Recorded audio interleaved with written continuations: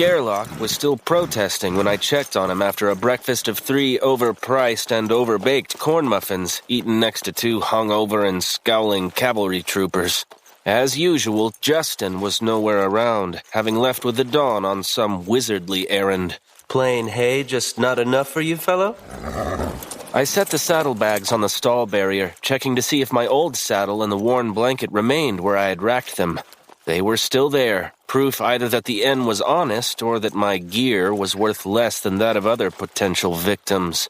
My still shielded staff remained tucked in the stall corner, but I did not actually handle the wood since the shielding disappeared whenever my hands touched it, unless I cast a larger shield. With little thought, I grabbed my no longer invisible staff and burst from the stable, looking around the courtyard. Now stay still.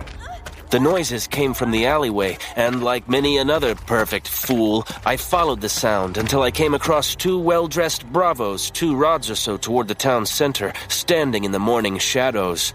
Both looked up and toward me, the shorter one on the right releasing a woman in ripped clothing, then pushing her toward the brick wall behind him. The taller one already had his sword out, but he looked at me and then at my staff.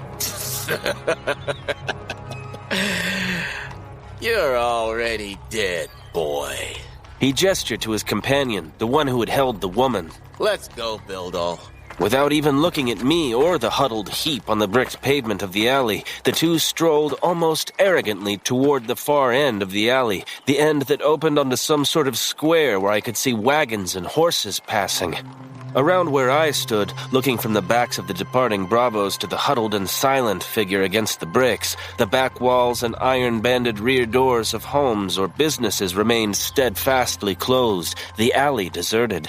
I shifted my study to the woman, who looked back at me blankly, unmoving, although her black eyes moved from my face to my staff and back. Tears oozed from her eyes, and her lips were tight. A reddish abrasion covered most of her left cheek, as if her face had scraped against the rough brick walls.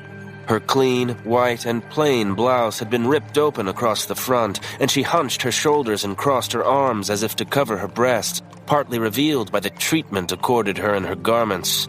Despite the gray streaks in her black hair and the pockmarks on her face, the gaps in her garments showed more of a slender and curved figure than she would have wished, as she eased herself into a sitting position without using her hands.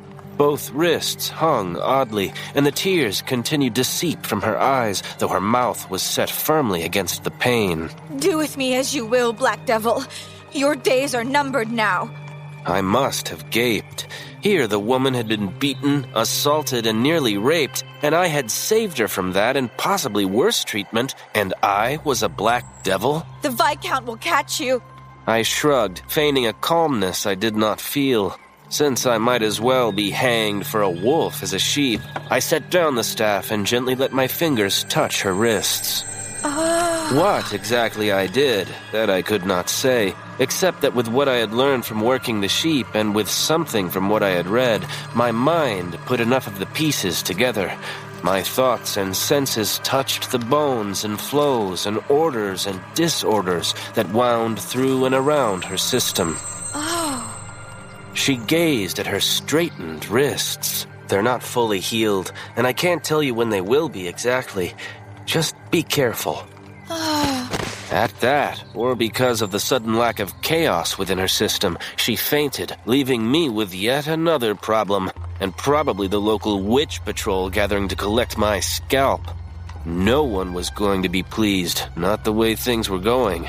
Not Justin, not the Viscount, not the beaten lady, although she would be younger and more attractive than she had been in years once she healed, and certainly not me. Even so, I couldn't leave her unattended in the alley. That meant staggering back to the stable with lady and staff and hoping that no one saw. Justin appeared in the stable door, a bemused expression on his face. Bemused until he saw the ripped clothes and the bruised face. A healer. I shook my head firmly. Rest. Justin shook his head. Bring her in here. The cavalryman half grinned, half scowled, but made no move to inspect the merchandise as I stumbled into the stable. What did you do? Nothing much. I laid the woman on a loose pile of hay. I felt drained, as if I had run a K or so in heavy sand. You idiot. You healed her. How many people saw the staff? Worse than that. Used staff. Bravos. Then she cursed me. Healed her anyway. I began to put the blanket on Gerlach. Justin turned to the stable boy standing there open-mouthed. Without a gesture, the youth collapsed onto the straw. What are you doing? Putting him to sleep. You'll get the credit provided you get out of here soon enough. Leaving before the Viscount arrives with the local witch patrol? The gray wizard stared at me. How do you plan to get by the city guards? Can they stop what they don't see? Justin shook his head, then walked toward his saddlebags. Keep saddling. Here. Justin helped tie a large canvas sack of provisions behind the saddle. Nothing special, just faded and heavy gray canvas filled almost to overflowing. The contents had to represent a goodly portion of Justin's stocks. Then he concentrated, and the sack appeared to vanish. Remember to do that. It makes you less of a target.